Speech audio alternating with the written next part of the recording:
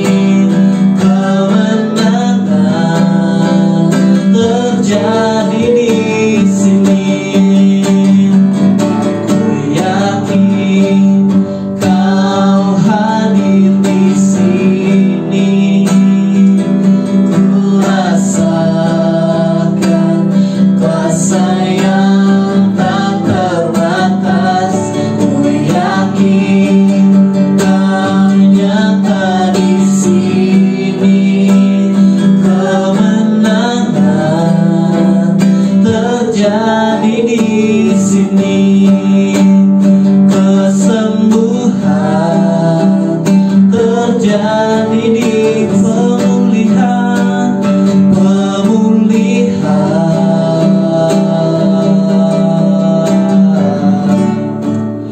terjadi di sini.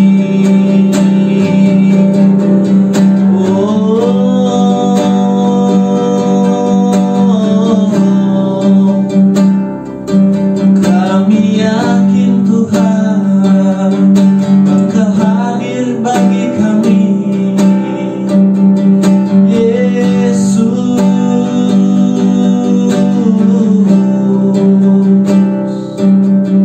Engkau Allah yang hebat, Engkau Allah yang besar, Engkau sanggup melakukan segala perkara. Engkau Raja kami Tuhan, kami tinggikan Engkau, Yesus.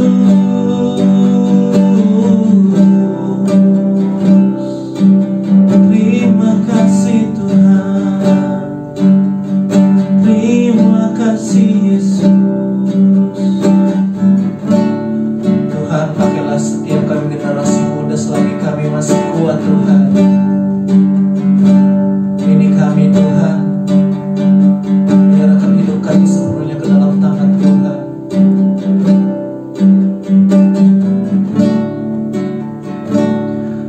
Oh Tuhan, pakailah hidupku selagi aku masih kuat.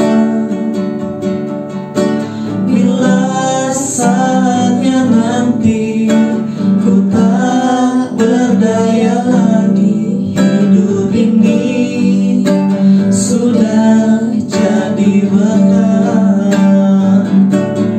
Oh Tuhan, pakailah hidupku selagi aku masih kuat. Bila saatnya nanti ku tak berdaya lagi, hidup ini sudah jadi berkat. Hidup ini sudah jadi berkat. Hidup ini sudah jadi berkat. Terima kasih Tuhan Yesus yang baik. Kami akan mendengarkan firman-Mu. Adalah setiap benih firman Tuhan yang ditabur dapat kami terima dengan baik, boleh bertumbuh, boleh berbuah, dan kami mampu menjadi berkat bagi orang sekitar kami Tuhan. Terima kasih Tuhan Yesus. Ini kami mau menyembah-Mu Tuhan. Here I am to worship, here I am to bow down, here I am to say that you're my God, you're altogether lovely, altogether worthy, altogether wonderful to me. Here I am to worship, here I am to bow down, here I am to say that you're my God, you're altogether lovely, altogether worthy, altogether wonderful to me. Here I am to worship, here I am to bow down, here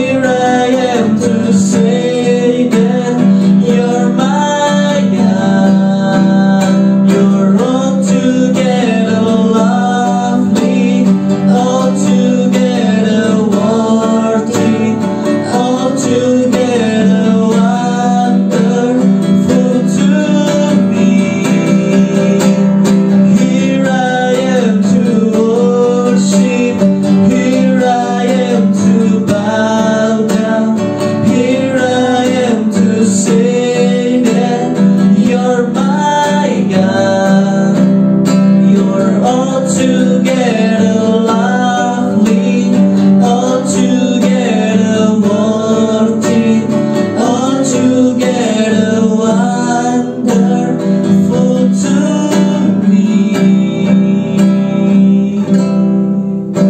Thank you Lord. Terima kasih Tuhan.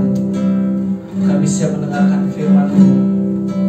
Yang siap mendengarkan firman Tuhan sama-sama dengan saya katakan amin. Shalom, salam karis, salam kasih karunia. Anak-anak youth yang dikasih Tuhan, tetap semangat. Puji Tuhan. Saya percaya bahwa masa-masa ini adalah masa-masa Tuhan bekerja di dalam kehidupan anak-anak muda. Anak-anak muda youth chosen, tetap bersemangat karena ada rencana Tuhan yang besar buat kita semua, buat kalian. Tuhan sangat mengasihi kalian semua ya. Firman Tuhan yang diberikan kepada saya adalah tema memberi. Sebelum saya akan menyampaikan firman Tuhan tentang memberi, karena ini adalah tema yang bagus menurut saya, satu tantangan yang luar biasa buat anak Tuhan untuk memberi, saya akan menceritakan satu kisah ya. Suatu hari ada seorang petani Kristen, ini adalah seorang anak Tuhan, seorang petani yang tinggal di sebuah desa. Satu hari, satu saat petani ini diberikan Tuhan hati untuk memberi, untuk persembahan, untuk pekerjaan Tuhan. Oleh sebab itu petani ini berkata kepada istrinya, "Bu, saya akan memberikan persembahan untuk pekerjaan Tuhan." "Ya, apa itu ya suamiku?" kata istrinya ya. "Saya akan memberikan seekor anak sapi." Ya, karena kebetulan petani ini memiliki sapi dan sapi betina ini sedang hamil dan sebentar lagi akan melahirkan. "Saya akan memberikan anak sapi ini untuk pekerjaan Tuhan buat Tuhan." Wah, ibu ini sangat senang sekali ya, luar biasa. Suaminya akan memberikan buat pekerjaan Tuhan, karena itu hal yang luar biasa ya. Ditunggu beberapa hari kemudian, tibalah saat untuk melahirkan. Sapi ini akan melahirkan. Dan ternyata sapi ini melahirkan 2 ekor anak sapi. Ya, sapi kembar ya. Betapa senangnya Pak Petani ini ya akan memiliki 2 sapi lagi ya. Dan ketika harinya sudah ditunggu-tunggu, istrinya bertanya kepada suaminya, "Pak, ini kan mau diberikan untuk pekerjaan Tuhan, kira-kira anak sapi yang mana yang Bapak akan berikan?" Kemudian Pak Petani ini berpikir sejenak ya, "Saya akan melihat dulu anak sapi saya," gitu ya. Waktu dia lihat, terus dia katakan seperti ini, "Bu, kita biarkan kedua anak sapi ini bertumbuh dewasa terlebih dahulu. Setelah dia agak mulai besar, aku akan putuskan mana yang akan aku persembahkan buat Tuhan." Ya, hari berganti hari sudah berlalu. Nah, tapi satu saat ya, tiba-tiba di desa itu terkena wabah penyakit ternak, ya, dan sangat menyedihkan. Anak sapi satu meninggal dunia, mati ya. Pak Tani datang ke kandangnya sapi itu, aduh, anak sapi yang satu mati. Kemudian Pak Tani ini datang kepada ibunya, kepada istrinya, Bu, dengar Bu, anak sapinya Tuhan mati." Anak sapinya Tuhan mati ya. Ibunya ini istrinya heran, "Loh, kenapa Bapak bisa bilang anak sapinya Tuhan mati? Waktu itu kan Bapak belum putuskan mana yang buat Tuhan ya. Kok Bapak bisa bilang anak sapinya Tuhan mati?" Bapak ini berkata seperti ini, "Ya, setelah saya melihat di kandang dan satu anak sapi mati, saya putuskan bahwa yang mati itu adalah buat Tuhan." Ya, luar biasa ya, adik-adik yang dikasih oleh Tuhan, adik-adik anak-anak muda yang dikasih Tuhan. Pak Tani memberikan sapi yang mati buat Tuhan Yesus. Ini pesan moral buat kita semua ya. Kadang-kadang tanpa kita sadari kita memberikan yang terburuk buat Tuhan, bukan memberikan yang terbaik buat Tuhan. Padahal Tuhan sudah memberikan kita yang terbaik, bahkan anak yang tunggal pun Allah sudah berikan buat kita semua, buat anak-anak muda sekali. Tapi kita seringkali memberikan yang terburuk, tidak yang terbaik buat Tuhan Yesus ya. Nah, sekarang kita akan masuk ke dalam firman Tuhan. Kita akan baca dalam Lukas 6 ayat 38. Demikian bunyi firman Tuhan. "Berilah dan kamu akan diberi, suatu takaran yang baik, yang dipadatkan, yang digoncang, dan yang tumpah keluar akan dicurahkan ke dalam ribaanmu. Sebab ukuran yang kamu pakai untuk mengukur akan diukurkan kepadamu." Firman Tuhan ini berbicara bukan saja dalam memberi dalam hal keuangan ya. Memberi itu bukan saja harus uang, tapi ada banyak segi kita memberi, yaitu dengan talenta kita bisa memberi kepada Tuhan, dengan tenaga kita bisa memberi kepada Tuhan, dengan kasih pertolongan kita bisa memberi kepada Tuhan lewat kita menolong sesama kita memberikan kasih kita kepada sesama kita memberikan bantuan kepada sesama kita. Itu semua bentuk dari yang katakan memberi. Tapi firman Tuhan katakan bahwa ukuran yang kita pakai untuk mengukur pun akan diukurkan kepada kita. Apabila kita sering-sering menolong orang lain, kita pun akan ditolong oleh orang lain. Apabila kita memberikan kasih kepada orang lain, kasih pun akan kita terima dari orang lain. Dan apabila kita memberikan banyak uang, memberikan persembahan, dan kita pun akan diberkati Tuhan dalam hal keuangan. Itulah ukuran yang Tuhan katakan Tuhan pakai untuk mengukur kita ya. Nah, lalu mengapa kita harus memberi, anak-anak muda? Kenapa kita harus memberi? Apa alasan kita harus memberi? Emang ada alasannya kita memberi? Jelas, tentu karena firman Tuhan mengajar kita untuk memberi. Seperti dalam Kisah Para Rasul 20 ayat 35 dikatakan, lebih berbahagia memberi daripada menerima. Luar biasa ya, lebih berbahagia memberi. Padahal memberi itu kita harus kehilangan sesuatu, tapi Tuhan kata lebih berbahagia. Bukankah menerima lebih berbahagia karena kita mendapat sesuatu? Secara logika seperti itu ya. Tapi firman Tuhan katakan lebih berbahagia memberi daripada menerima ya. Firman Tuhan ini tidak pernah salah ya. Kita mau belajar ada 4 alasan kenapa kita harus memberi ya. Yang pertama adalah memberi adalah bukti dari mengasihi ya. Kita sering kali mendengar peribahasa atau mungkin pantun atau kata-kata kalimat seperti ini ya. Kita bisa memberi tanpa mengasihi. Jadi kalau kita memberi pada seseorang, kita belum tentu kita mengasihi dia. Ya, kita bisa aja memberi karena kita berlebihan, jadi kita kasih kepada orang itu, sebenarnya kita tidak mengasihi gitu. Tapi kalau kita mengasihi, kita pasti memberi, ya kan? Bisa dicerna ya. Sekali lagi, memberi bukan berarti mengasihi, tetapi mengasihi sudah pasti memberi, ya. Kalau kita mengasihi, kita mengatakan bahwa saya mengasihi engkau, apalagi anak muda ini ya, yang sedang berpacaran ya, sedang mencintai seseorang ya, seseorang pemuda mencintai seorang wanita ya, dia tidak akan bilang seperti ini, saya sayang kamu, saya cinta kamu, setelah itu pergi. Pasti dia ada sesuatu yang ingin dia berikan, mungkin dia ajak makan ya, dia bayarin, ya betul kan? Karena dia suka dengan wanita ini, karena dia cinta, karena dia mengasihi, dia akan berikan. Mungkin waktu dia ulang tahun, kita menyiapkan satu kado untuk memberikan kejutan, itu adalah pemberian. Tapi waktu kita memberi sesuatu kepada orang itu, kita belum tentu kita mengasihi ya. Bisa saja kita memberi karena kasihan aja gitu ya, bukan karena kita cinta. Nah, jadi firman Tuhan katakan memberi adalah bukti, alasan untuk kita memberi adalah, satu adalah memberi adalah bukti kita mengasihi. Nah, kalau kita berkata bahwa kita mengasihi Tuhan Yesus, kita harus bisa memberi buat Tuhan yang terbaik. Kalau kita berkata bahwa Tuhan, saya cinta Tuhan ya, saya cinta Tuhan Yesus. Kalau kita tidak memberi, itu hanya di bibir. Katakan bahwa cinta itu adalah bohong. Hati-hati ya.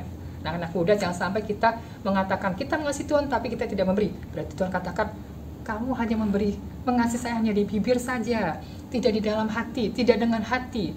Jadi kalau kita berkata, Tuhan saya mengasihi engkau, kamu harus rela memberi yang terbaik buat Tuhan. Bukan saja tenaga, waktu, talenta, tapi juga uang, semua. Karena di sini saya akan berbicara tentang keuangan ya. Tadi saya katakan banyak aspek untuk memberi, tapi di sini saya akan bicara tentang keuangan ya. Anak-anak muda dituntut untuk memberi dalam hal keuangan. Tapi saya baru saja bekerja, saya baru aja terima gaji, saya nggak seberapa banyak kebutuhan saya. Tidak, Tuhan katakan bahwa beri maka kepadamu akan diberi. Itu yang harus kita lakukan ya. Jadi pertama adalah memberi adalah bukti dari mengasihi Tuhan ya. Kalau engkau mengasihi Tuhan, berikan untuk pekerjaan Tuhan, berikan persembahan persepuluhanmu kepada Tuhan, berikan hasil sulungmu kepada Tuhan, maka Tuhan akan memberkati kita semua ya. Lalu yang kedua adalah mengapa kita alasan apa kita memberi kepada Tuhan. Yang kedua adalah semua yang kita berikan itu berasal dari Tuhan. Di dalam 1 Tawarik 29 ayat 14 dikatakan, sebab siapakah aku ini dan siapakah bangsaku sehingga kami mampu memberikan persembahan sukarela seperti ini. Sebab daripadamu lah segala-galanya, dari tanganmu lah sendiri persembahan yang kami berikan kepadamu. Jadi yang kedua adalah semua yang kita berikan itu berasal dari Tuhan ya. Kita malu sekali kok kita nggak bisa memberi buat pekerjaan Tuhan. Kok kita tidak bisa memberi persembahan buat Tuhan yang terbaik.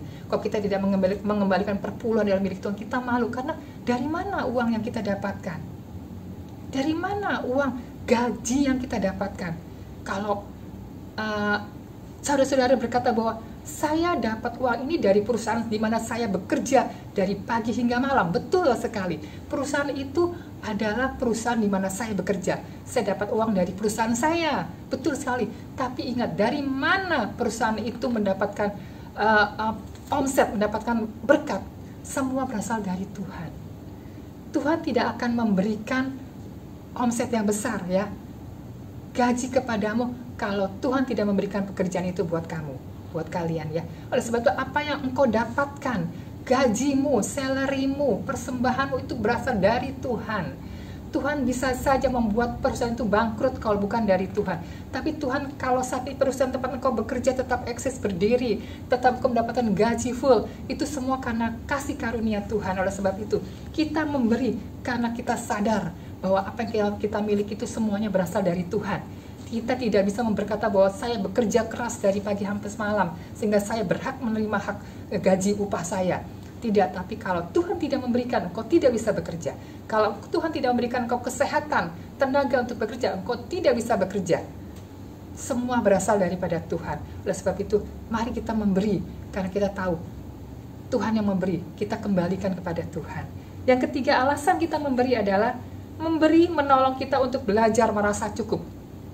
Bisa dicerna, memberi menolong kita untuk belajar merasa cukup. Ya, seperti ini, ya. Saya punya pengalaman, ya. Saya pernah uang saya tinggal sedikit sekali dan ini tidak cukup untuk sampai akhir bulan. Saya tahu ini tidak akan cukup untuk akhir bulan. Tiba-tiba, teng gitu ya, maksudnya apa sih? Ting gitu di HP saya. Bu, saya perlu uang. Saya perlu uang untuk berobat, saya perlu uang. Tolonglah bantu uang, kirimkan uang saya sejumlah ini. Saya mikir, ya ampun, ini aja untuk akhir bulan saya nggak cukup, ya, apalagi ini untuk saya tolong dia. Waktu saya berpikir, kemudian saya mulai ya namanya negosiasi, saya mulai cari-cari pembenaran. Saya akhirnya timbullah pikiran saya seperti ini. Kalau saya tidak memberi, kalau saya nggak kasih uang saya yang tinggal seperti ini, kira-kira cukup nggak sampai akhir bulan? Nggak cukup, kan tadi saya dikatakan bahwa saya nggak cukup. Tapi kalau saya kasih pun sama, saya nggak cukup. Saya kasih, saya tambah nggak cukup. Saya nggak kasih, saya nggak beri, saya juga memang nggak cukup, ya. Saya putuskan, udahlah, saya kasih aja karena sama-sama juga nggak cukup. Saya kasih aja, dan luar biasa loh, ya, hasilnya. Waktu saya memberikan apa yang ada pada saya, kekurangan saya tidak sangka-sangka, bahkan saya diberkati Tuhan berlipat kali ganda, sehingga apa-apa akhir bulan tuh saya malah ada saldo, ada sisa. Ini percaya, ini betul saya lakukan, ya. Anak-anak muda dikasih Tuhan, waktu kita memberi adalah menolong kita untuk belajar merasa cukup, ya. Hidup ini tidak pernah ada cukup-cukupnya, percaya nggak? Waktu gaji kita sekian, habis. Waktu kita naik 3 bulan setelah kita bekerja, kita ada peningkatan kenaikan gaji, cukup juga. Tahun ke depan lagi kita ada kenaikan gaji, cukup juga, ya. Waktu kita dapat sekian, pengeluarannya pun sekian. Kita tidak pernah ada cukup karena manusia ini tidak pernah bisa berkata cukup. Tapi waktu kita belajar memberi, menolong orang lain, kita akan merasa bahwa udahlah, bagian saya segini. Saya harus sisihkan buat orang lain, saya harus sisihkan buat pekerjaan Tuhan. Saya pakai apa yang cukup di tangan saya, dan percaya apa yang ada di tanganmu, Tuhan akan berkati berlipat kali ganda. Karena 5 roti 2 ekor ikan bisa memberi makan 5.000 orang, masih ada sisa 12 bakul. Itu yang selalu saya perkatakan setiap saya berdoa untuk keuangan saya. Saya percaya Tuhan, 5 roti 2 ekor ikan bisa memberi makan 5.000 orang dan masih ada sisa. Tuhan Allah yang pembuat mujizat yang luar biasa. Alasan kita memberi yang keempat adalah memberi membuat kita percaya pemeliharaan Tuhan. Luar biasa. Tadi udah saya saksikan bahwa waktu saya memberi, Tuhan pelihara saya sampai akhir bulan, bahkan ada saldonya lagi. Mungkin kalau saya tidak memberi, saya akan kurang, betul-betul saya nggak cukup, ya. Tapi waktu saya memberi apa yang ada pada saya, Tuhan pelihara saya sampai akhir bulan, bahkan sampai seterusnya. Saya tidak pernah tidak makan loh. Saya tidak pernah yang namanya saya tidak bisa memenuhi kebutuhan anak-anak saya. Saya selalu bisa memenuhi, dan saya selalu bisa memberi ya. Karena Tuhan memelihara.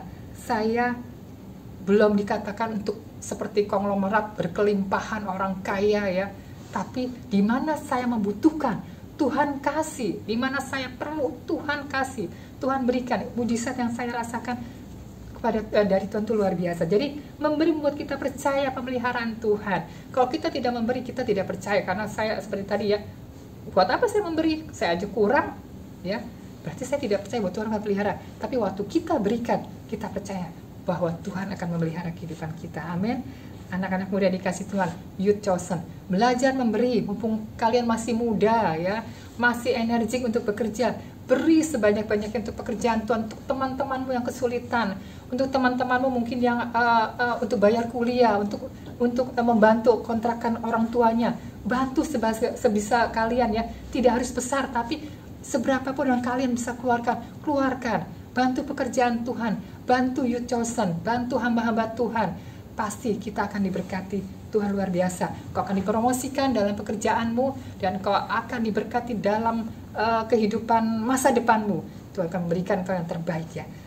Firman Tuhan sampai di sini, tapi saya akan memberikan satu ilustrasi lagi sebagai penutup ya. Ilustrasi tentang memberi. Ada 3 macam pemberian ya. Ada 3 macam pemberi, orang yang memberi. Yang pertama adalah batu api ya. Mungkin kita tahu batu api, kalau zaman dulu itu kita memperoleh api itu dari batu yang digesek ya, atau batu yang dia harus dihancurkan sampai dia keluar api. Itu zaman nenek moyang dulu kita ya. Untuk mendapatkan sebuah api itu dia harus menggesek sebuah batu atau menghantam batu. Nah, batu api ini pemberi tipe pertama itu ada pemberi tipe batu api, di mana batu itu harus dihantam, harus dihancurkan ya, harus digesek setengah mati, dan itu pun keluar apinya hanya percikan sedikit sekali. Nah, ini ada pemberi pertama ya, di mana kalau memberi itu harus dipaksa, harus dihancurkan, karena itu orang yang pelitnya setengah mati ya, kita katakan pelit ya. Jadi kalau disuruh memberi itu nggak mau, mesti dihancurkan sama Tuhan gitu, dibikin masalah besar dulu gitu, baru iya Tuhan, saya mau kasih perpuluhan deh Tuhan, iya deh Tuhan, saya mau kasih, saya mau memberi deh Tuhan, sampai Tuhan hancurkan dulu baru memberi. Ini ada tipe pertama, ada tipe batu api. Tipe yang kedua ada tipe spon ya. Adik-adik tahu ya, anak-anak tahu ya, spon itu adalah seperti yang kita buat cuci piring ya. Spon itu busa ya. Busa itu sepertinya tidak keluar apa-apa ya kalau kita pegang ya. Tapi waktu kita peras itu akan keluar air, sabun. Setelah kita habis cuci piring, kita peras dulu baru itu keluar yang namanya sabun atau air ya. Tipe yang kedua ada tipe memberi, tipe spon ya, sama, ditekan dulu, diperas dulu gitu loh. Masalah itu menghimpit dia, memeras dia, sampai dia baru sadar, Tuhan, iya Tuhan, saya kembalikan perpuluhan kepada Tuhan. Iya Tuhan, saya mau bantu. Iya Tuhan, saya mau beri Tuhan buat Tuhan. Setelah Tuhan peras habis-habisan apa yang ada pada kita. Ini juga spon yang tidak baik ya, ini juga pemberi yang tidak baik. Tapi yang ketiga ini yang paling baik ada tipe sarang madu ya, sarang lebah. Ya, kita tahu bahwa sarang lebah itu selalu membuat madu setiap saat ya.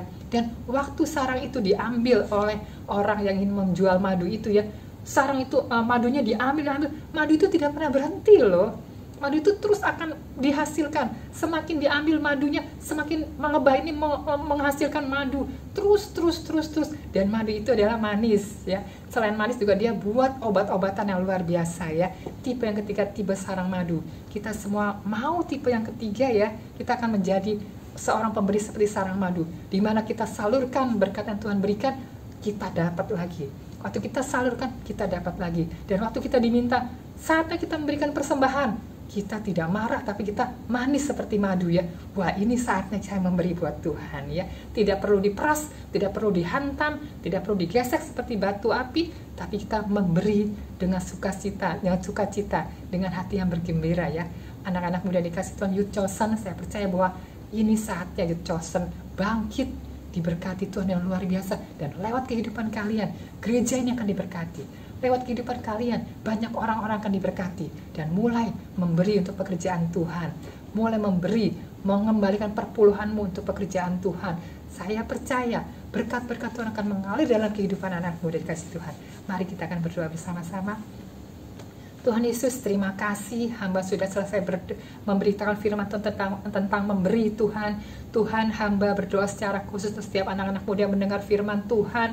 Bapak, mereka membutuhkan pekerjaan Tuhan. Berikan mereka pekerjaan yang terbaik di masa pandemi ini Tuhan. Bagi Tuhan tidak ada perkara yang mustahil, sebab Engkau Allah yang mengasihi setiap anak-anak muda. Mereka yang sakit Tuhan sembuhkan Tuhan. Dan saat ini kami berdoa khusus untuk setiap anak muda yang masih sulit untuk memberi, masih hitung-hitungan karena banyaknya pengeluaran Tuhan Yesus, untuk membantu orang tua, untuk kuliah, untuk sehari-hari Tuhan. Mereka mungkin belum bisa memberi dengan baik Tuhan, tapi hari ini saya berdoa Tuhan jamah hati mereka untuk mereka memberi yang terbaik buat Tuhan. Biarlah mereka menjadi seorang pemberi tipe sarang madu, sarang lebah, di mana mereka begitu manis Tuhan. Ketika mereka bisa memberi yang terbaik buat Tuhan, maka Tuhan berkat Tuhan terus Tuhan alirkan dalam kehidupan anak-anak muda ini Tuhan. Berkati mereka Tuhan yang masih kekurangan, bahkan masih terlibat dalam hutang piutang Tuhan. Jamah mereka Tuhan, hutang mereka akan lunas di saat mereka menabur untuk pekerjaan Tuhan, di saat mereka mengembalikan perpuluhan yang adalah milik Tuhan. Maka kami percaya bahwa hutang mereka akan lunas di dalam nama Tuhan Yesus Kristus.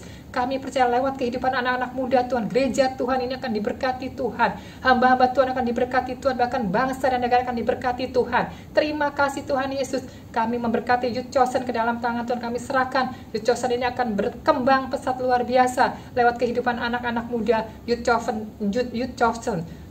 ini akan diberkati dan semakin berkembang Tuhan. Terpuji namamu Bapa, kami memberikan segala pujian, hormat, syukur, kemuliaan hanya bagi namamu. Di dalam nama Tuhan Yesus kita semua percaya, katakan amin. Tuhan Yesus memberkati kita semua. Shalom.